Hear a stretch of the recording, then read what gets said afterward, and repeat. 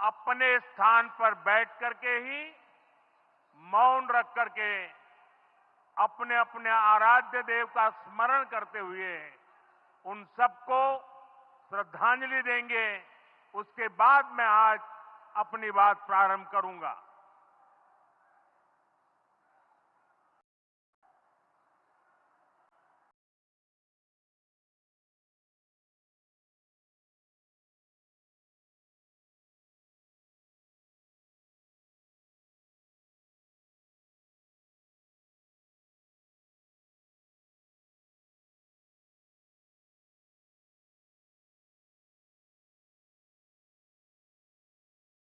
ओम शांति शांति शांति।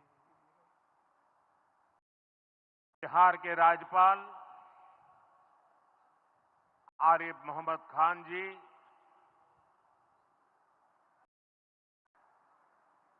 यहां के लोकप्रिय मुख्यमंत्री मेरे मित्र श्रीमान नीतीश कुमार जी, मंच पर उपस्थित अन्य सभी वरिष्ठ महानुभाव और बिहार के मेरे प्यारे भाई और बहनों, आज पंचायती राज दिवस के मौके पर पूरा देश मिथिला से जुड़ा है, बिहार से जुड़ा है। आज यहां देश के, बिहार के विकास से जुड़े हजारों करोड़ रुपए के प्रोजेक्ट का शिलान्यास और लोकार्पण हुआ है। बिजली, रेल, इंफ्रास्ट्रक्चर के इन विभिन्न कार्यों से बिहार में रोजगार के नए मौके बनेंगे। आज राष्ट्र कवि रामधारी सिंह दिनकर जी की पुण्यतिथि भी है। मैं उन्हें विनम्र श्रद्धांजलि अर्पित करता हूं। साथियों, बिहार वो धरती है जहां से पूज्य बापू ने सत्याग्रह के मंत्र का विस्तार किया था। पूज्य बापू का दृढ़ विश्वास था कि जब तक भारत के गांव मजबूत नहीं होंगे, तब तक भारत का तेज विकास नहीं हो पाएगा। देश में पंचायती राज की परिकल्पना के पीछे यही भावना है। बीते दशक में पंचायतों को सशक्त करने के लिए एक के बाद एक कदम उठाए गए। टेक्नोलॉजी के माध्यम से भी पंचायतों को मजबूत किया गया। बीते दशक में 2 लाख से ज्यादा ग्राम पंचायतों को इंटरनेट से जोड़ा गया है। 5.5 लाख से ज्यादा कॉमन सर्विस सेंटर्स गांवों में बने। पंचायतों के डिजिटल होने से एक और फायदा हुआ है। जीवन मृत्यु प्रमाण पत्र, भूमि धारण प्रमाण पत्र, ऐसे कई दस्तावेज आसानी से प्राप्त कर सकते हैं।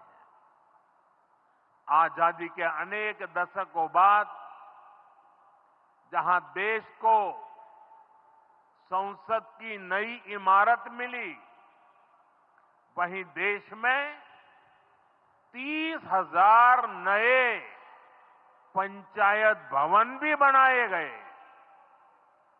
पंचायतों को पर्याप्त फंड मिले, ये भी सरकार की प्राथमिकता रही है। बीते 10 साल में 2 लाख करोड़ रुपए से ज्यादा का फंड पंचायतों को मिला है। ये सारा पैसा गांव के विकास में लगा है। साथियों, ग्राम पंचायतों की एक और बड़ी समस्या भूमि विवाद से जुड़ी रही है। कौन सी जमीन आबादी की है, कौन सी खेती की है, पंचायत की जमीन कौन सी है, सरकारी जमीन कौन सी है, और इन सारे विषयों पर अक्सर विवाद रहता था। इसके समाधान के लिए जमीनों का डिजिटलीकरण किया जा रहा है। जमीनों के रिकॉर्ड का डिजिटलीकरण से अनावश्यक विवादों को सुलझाने में मदद मिली है। साथियों, हमने देखा है कि पंचायतों ने कैसे सामाजिक भागीदारी को सशक्त किया। बिहार देश का पहला राज्य था जहां महिलाओं को इनमें 50% आरक्षण की सुविधा दी गई, और इसलिए मैं नीतीश जी का अभिनंदन करता हूं। आज बहुत बड़ी संख्या में गरीब, दलित, महादलित, पिछड़े, अति पिछड़े समाज की बहन बेटियां बिहार में जनप्रतिनिधि बनकर सेवाएं दे रही है, और यही सच्चा सामाजिक न्याय है। यही सच्ची सामाजिक भागीदारी है। लोकतंत्र ज्यादा से ज्यादा भागीदारी से ही समृद्ध होता है, सशक्त होता है। इसी सोच के साथ लोकसभा और विधानसभा में महिलाओं के लिए 33% आरक्षण का कानून भी बनाया गया है। इसका लाभ देश के हर राज्य की महिलाओं को होगा। हमारी बहन बेटियों को ज्यादा प्रतिनिधित्व मिलेगा। साथियों, देश में महिलाओं की आय बढ़ाने के लिए रोजगार, स्वरोजगार के नए अवसर बनाने के लिए सरकार मिशन मोड में काम कर रही है। बिहार में चल रहे जीविका दीदी इस कार्यक्रम से अनेक बहनों का जीवन बदला है। आज ही यहां बिहार की बहनों के स्वयं सहायता समूहों को करीब 1000 करोड़ रुपए की मदद दी गई है। इससे बहनों के आर्थिक सशक्तिकरण को और बल मिलेगा। ये देश में 3 करोड़ लखपति दीदी बनाने के लक्ष्य की प्राप्ति में और सहयोगी बनेगा। साथियों, बीते दशक में ग्रामीण अर्थव्यवस्था को नई गति मिली है। गांवों में गरीबों के घर बने, सड़कें बनी, पक्के रास्ते बने हैं, गांवों में गैस कनेक्शन पहुंचे, पानी के कनेक्शन पहुंचे, शौचालय बने हैं। ऐसे हर काम से गांव में लाखों करोड़ रुपए पहुंचे हैं। रोजगार के नए अवसर भी बने हैं। मजदूर से लेकर किसान और गाड़ी वाले से लेकर दुकानदार तक सबको कमाई के नए मौके मिले। इससे उस समाज को सबसे अधिक फायदा हो रहा है जो पीढ़ियों से वंचित रहे थे। मैं आपको पीएम आवास योजना का उदाहरण दूंगा। इस योजना का लक्ष्य है देश में कोई भी गरीब परिवार बेघर ना हो, सबके सिर पर पक्की छत हो। अभी जब इन माताओं बहनों को मैं घर की चाबी दे रहा था, उनके चेहरे पर जो संतोष नजर आ रहा था, उनमें जो नया आत्मविश्वास दिख रहा था, वो वाकई इन गरीबों के लिए काम करने की प्रेरणा का कारण बन जाता है। और इसी लक्ष्य के साथ बीते दशक में 4 करोड़ से अधिक पक्के घर बनवाए गए हैं। बिहार में भी अब तक 57 लाख गरीब परिवारों को पक्के घर मिल चुके हैं।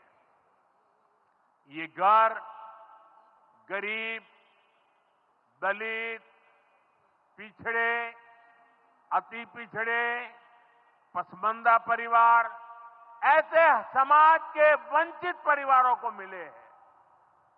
आने वाले सालों में 3 करोड़ और पक्के घर गरीबों को मिलने जा रहे हैं।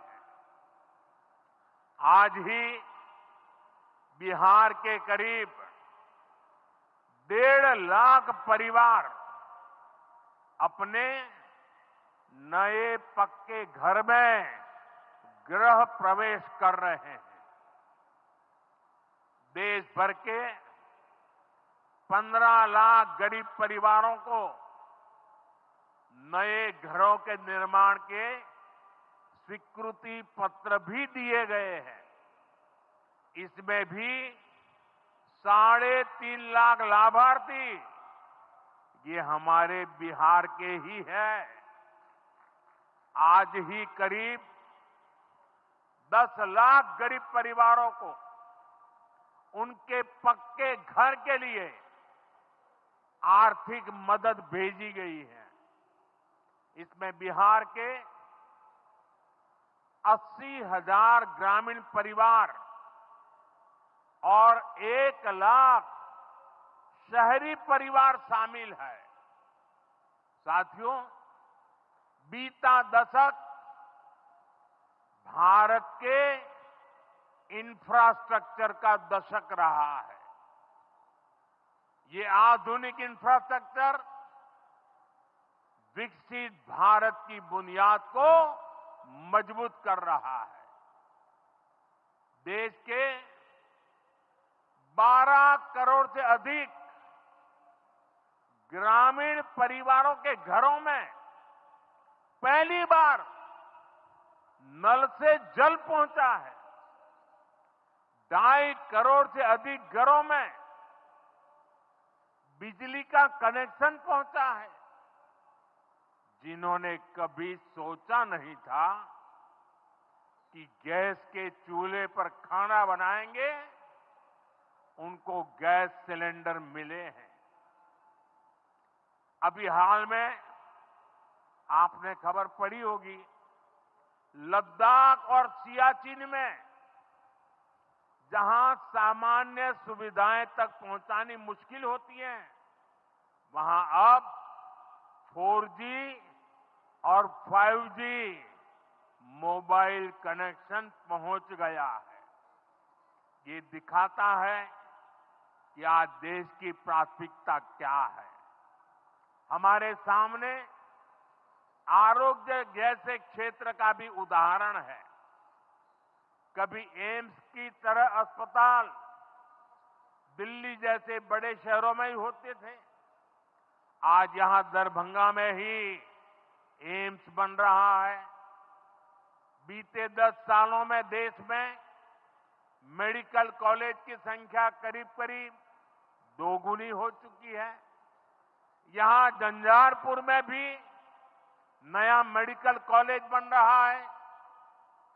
साथियों, गांवों में भी अच्छे अस्पताल बने, इसके लिए देश भर में 1.5 लाख से ज्यादा आयुष्मान आरोग्य मंदिर बनाए गए हैं। बिहार में ऐसे 10,000 से अधिक आयुष्मान आरोग्य मंदिर बने हैं। इसी तरह जन औषधि केंद्र गरीब और मिडिल क्लास के लिए बहुत बड़ी राहत बन चुके हैं। यहां 80% डिस्काउंट पर सस्ती दवाएं मिलती हैं। बिहार में 800 से ज्यादा जन औषधि केंद्र बनवाए गए हैं।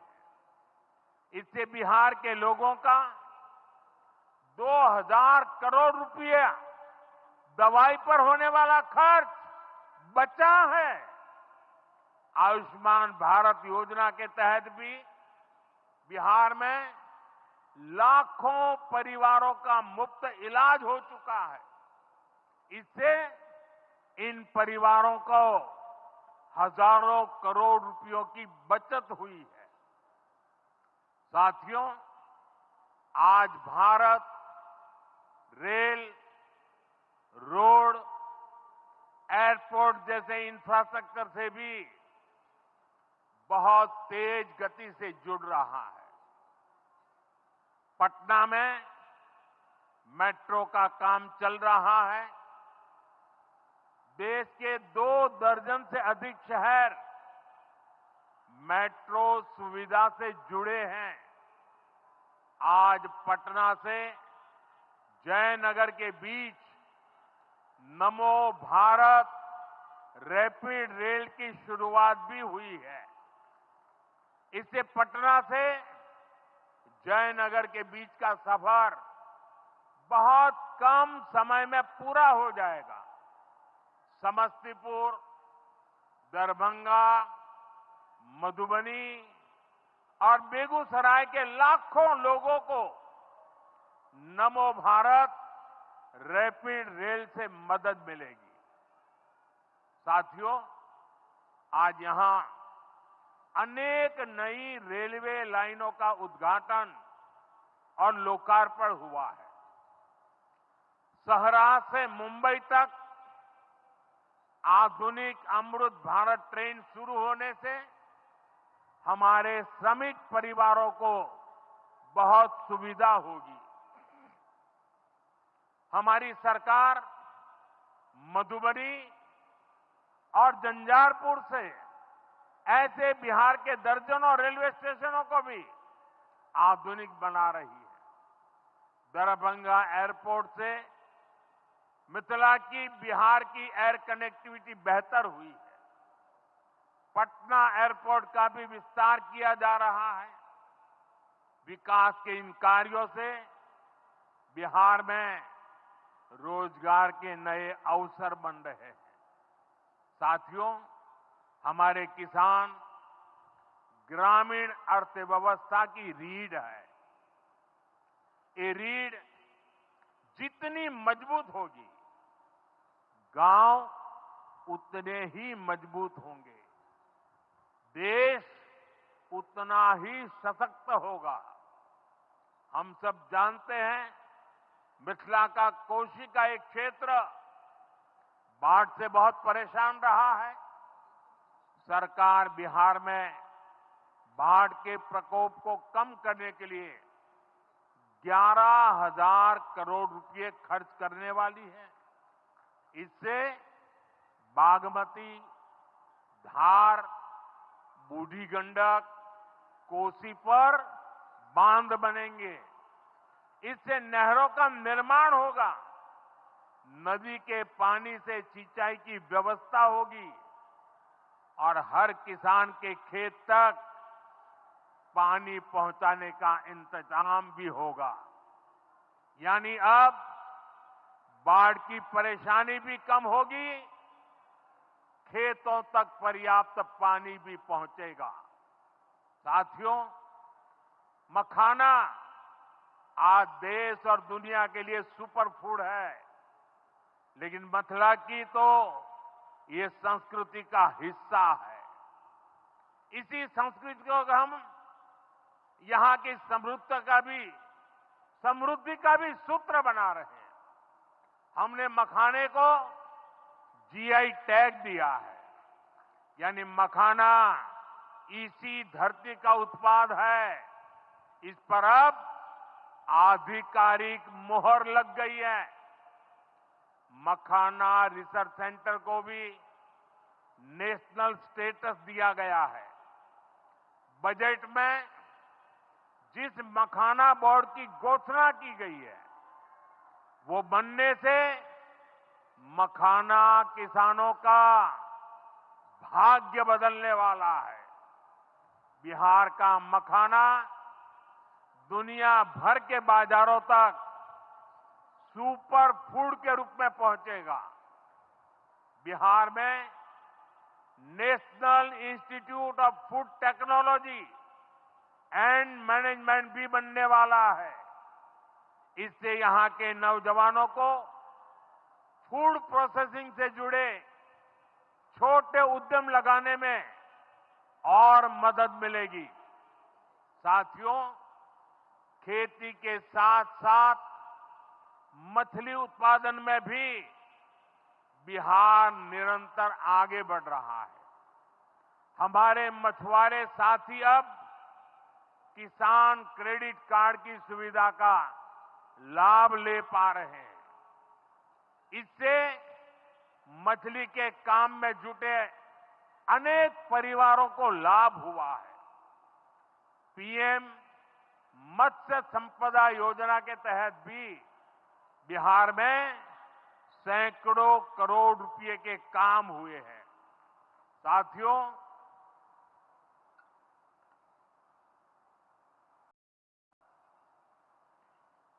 साथियों 22 अप्रैल को जम्मू कश्मीर के पहलगाम में आतंकियों ने मासूम देशवासियों को जिस बेरहमी से मारा है, उससे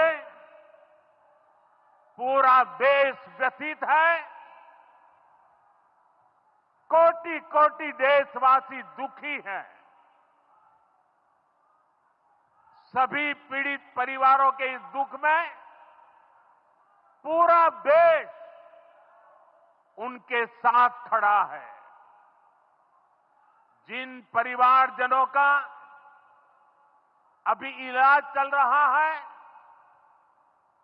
वे जल्द स्वस्थ हो, इसके लिए भी सरकार हर प्रयास कर रही है। साथियों, इस आतंकी हमले में किसी ने अपना बेटा खोया, किसी ने अपना भाई खोया, किसी ने अपना जीवन साथी खोया है। उनमें से कोई बांग्ला बोलता था, कोई कन्नड़ा बोलता था, कोई मराठी था, कोई ओडिया था, कोई गुजराती था, कोई यहां बिहार का लाल था। आज उन सभी की मृत्यु पर करगिल से कन्याकुमारी तक हमारा दुख एक जैसा है, हमारा आक्रोश एक जैसा है। ये हमला सिर्फ निहत्थे पर्यटकों पर नहीं हुआ है। देश के दुश्मनों ने भारत की आत्मा पर हमला करने का दुस्साहस किया है। मैं बहुत स्पष्ट शब्दों में कहना चाहता हूं, जिन्होंने ये हमला किया है, उन आतंकियों को और इस हमले की साजिश रचने वालों को उनकी कल्पना से भी बड़ी सजा मिलेगी। सजा मिलकर के रहेगी।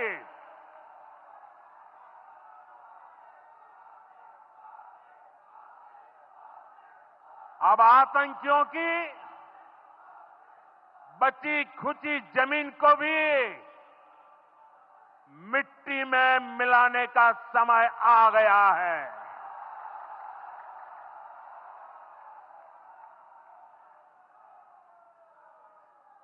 एक सौ चालीस करोड़ भारतीयों की इच्छा शक्ति अब आतंकी आकाओं की कमर तोड़ कर रहेगी।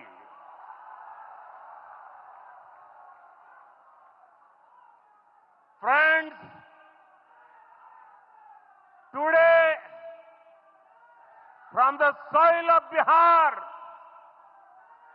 I say to the whole world, India will identify, track and punish every terrorist and their backers. We will pursue them to the ends of the earth. India's spirit will never be broken by terrorism. Terrorism will not go unpunished. Every effort will be made to ensure that justice is done. The entire nation is firm in this resolve. Everyone who believes in humanity is with us. I thank the people of various countries and their leaders who have stood with us in these times. साथियों, शांति और सुरक्षा ये तेज विकास की सबसे जरूरी शर्त है। विकसित भारत के लिए विकसित बिहार जरूरी है। बिहार में विकास हो और विकास का लाभ यहां हर वर्ग, हर क्षेत्र तक पहुंचे, ये हम सभी का प्रयास है। पंचायती राज दिवस पर इस कार्यक्रम से जुड़ने के लिए मैं एक बार फिर आप सभी का आभार व्यक्त करता हूं। बहुत बहुत धन्यवाद। मेरे साथ बोले, भारत माता की, भारत माता की, भारत माता की।